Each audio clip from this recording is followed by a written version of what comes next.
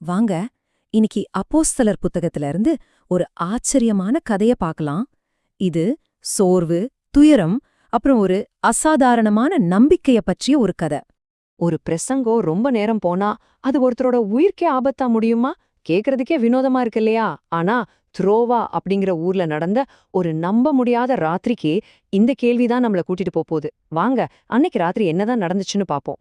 இந்த கதை எங்க தொடங்குதுன்னா, அப்போஸ்தலன் பவுலோட பயணத்துல ஒரு முக்கியமான கட்டத்துல தான். ஒரு பெரிய கலகத்துக்கு அப்புறம் அவர் மக்கடோனியாவுக்கும் அப்புறம் கிரீக் தேசத்துக்கும் போறாரு.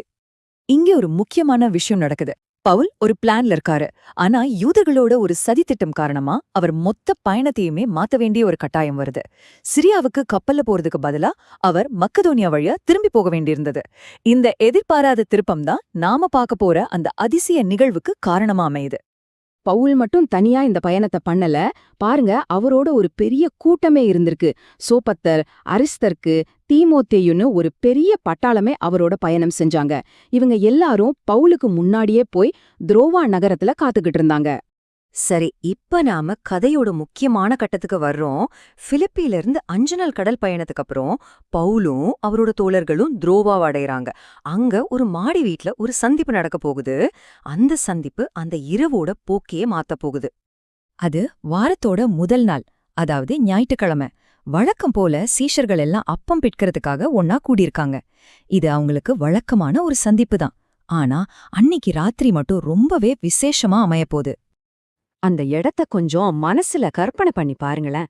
ஒரு மாடி வீடு, நிறைய பேரு கூடியிருக்காங்க. சுத்தி நிறைய விளக்குகள் எரிஞ்சிட்டு இருக்கு. அந்த வெளிச்சமோ கூட்டத்தோட வெப்பமோ சேர்ந்து ஒரு விதமான மயக்கமான சூழலை உருவாக்குது. பவுலுக்கு அடுத்த நாள் கிளம்பணும். அதனால சொல்ல வேண்டிய விஷயங்கள் நிறைய இருக்கு. நேரம் போறதே தெரியாம பேசிட்டே இருக்காரு. பேச்சு நடுராத்திரியும் தாண்டி போய்கிட்டே இருக்கு. அப்படியே அமைதியா போய்கிட்டு இருந்த அந்த கூட்டம் ஒரே நொடியில சிதறப்போகுது. யாரும் எதிர்பார்க்காத ஒரு சோகமான சம்பவம் நடக்க போகுது. இங்கேதான் கைந்திக்கஸ் அப்படிங்கிற ஒரு பையன் வரான். அவ ஒரு வாலிபன். கூட்டத்துல ஒரே புழுக்கமா இருந்ததாலேயோ என்னவோ கொஞ்சம் காத்தோட்டமா இருக்கட்டும்னு சொல்லி ஒரு ஜன்னல் ஓரமா போய் உட்கார்ந்திருக்கான். பவுலோட பிரசங்கம் நீண்டுகிட்டே போகுது. அந்த ரூமோட வெப்பம், ராத்திரி நேரம் இதெல்லாம் சேர்ந்து ஐந்திக்கஸ ரொம்ப சோர்வாக்கிடுச்சு. பாவம், அவனால தூக்கத்தை கட்டுப்படுத்தவே முடியல. மெல்ல மெல்ல அவன் கண்கள் சொருக ஆரம்பிச்சுது. அப்படியே தூக்கத்துல மயங்கி பேலன்ஸ் மிஸ் ஆகி அந்த 3வது மாடி ஜன்னல்ல இருந்து டடால்னு கீழே விழுந்துட்டான். அந்த சத்தத்துல மொத்த கூட்டமும் அதிர்ச்சில உறைஞ்சு போச்சு. ஓடி போய் தூக்கி பாக்குறாங்க. ஆனா அவன் இறந்து போயிருந்தான். இதுல எந்த சந்தேகமும் இல்ல. வேதாகமம் ரொம்ப தெளிவா சொல்லுது, அவன் உயிரோட இல்ல. அந்த ஒரு நொடியில ஒரு வாலிபனோட உயிர் போயிடுச்சு. சுத்தி ஒரே அழுக, கூச்சல், பீதி. ஆனா இந்த சூழல்ல பவுல் மட்டும் ரொம்ப நிதானமா ஒரு காரியம் செய்றார். அது அங்கிருந்த எல்லாரையுமே ஆச்சரியப்படுத்துச்சு. பாருங்க, அவர் என்ன செய்றாருன்னு. முதல்ல வேகமா கீழே இறங்கி போறாரு. 2வது அந்த பையன் மேல விழுந்து அவனை இறுக்கமா அணைச்சிக்கிறாரு. 3வது பயந்து போயிருந்த மக்கள்கிட்ட பேசுறாரு. இதுதான் அந்த ராத்திரியோட திருப்புமுனை. பவுல் சொல்றார், கலங்காதீங்க, இவன் உயிர் இவனுக்குள்ள இருக்கு. யோசிச்சு பாருங்க, இறந்து போன ஒரு பையனை பார்த்து அவர் இப்படி சொல்றாரு. இது அங்கிருந்தவங்களுக்கு எவ்ளோ பெரிய அதிர்ச்சியாவும் ஆச்சரியமாவும் இருந்திருக்கும். சரி, பவுல் இப்படி சொல்லிட்டாரு. அதுக்கப்புறம் என்னாச்சு?